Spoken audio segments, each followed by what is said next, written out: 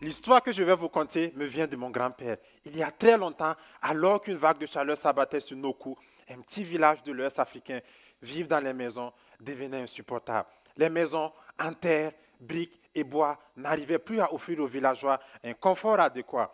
Et c'est alors que le Conseil des sages a décidé de se réunir sous l'arbre à palabre afin de trouver des solutions.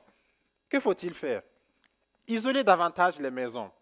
Cela avait déjà été fait. Ah, tiens, installer la climatisation. Mais non, ça n'existait pas encore. Et c'est alors que mon grand-père, le spécialiste de la rénovation des bâtiments du Conseil des sages, fut missionné pour parcourir les villages voisins afin de voir quelles étaient les solutions apportées. Après avoir parcouru moult kilomètres et plusieurs villages sans trouver de véritables solutions, dépité, fatigué, harassé, il s'assoupit sous un cocotier. Aïe! Une noix de coco venait de tomber sur sa tête. Et si la solution venait de la noix de coco? Content de sa trouvaille, il s'empressa de retourner au village pour annoncer la bonne nouvelle. Malheureusement, le conseil ne le prit pas au sérieux et sa solution jugée trop farfelue n'a jamais été retenue. Et si mon grand-père avait raison? Et si on pouvait isoler les bâtiments avec la noix de coco? Creusons la question. Lorsque j'ai commencé ma thèse, j'ai découvert que l'huile de coco, tout comme l'eau, le beurre et même le chocolat, font partie d'une catégorie de matériaux appelés matériaux à changement de phase.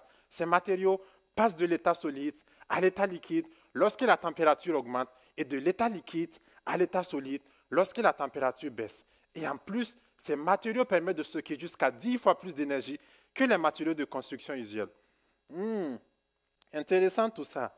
Mais alors, et si mon grand-père avait raison? Dans mes travaux, je n'utilise pas exactement l'huile de coco, mais une catégorie d'acides gras extrait de celle-ci.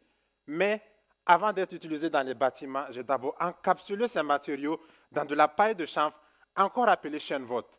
Ensuite, la chêne-vote, imprégnée de matériaux à changement de phase, est utilisée pour fabriquer du béton de chanvre avec des performances énergétiques améliorées. Des échantillons de ce matériau sont fabriqués pour tester en laboratoire ses performances énergétiques de l'échelle du matériau à l'échelle du bâtiment dans des conditions climatiques réelles. Et en plus de cette étude expérimentale, une étude numérique modélisant le matériau a été développée en parallèle, ce qui permet d'avoir plus de flexibilité que l'expérimental et de tester plusieurs configurations de parois. Bon, je dois vous avouer une chose. L'histoire de mon grand-père n'a jamais existé. En revanche, mon histoire avec l'huile de coco, elle est bien réelle. Elle n'a pas encore fini de révéler son mystère. Alors, la prochaine fois, lorsque vous recevrez une noix de coco sur la tête, vous penserez au sujet de thèse que j'ai dans la tête.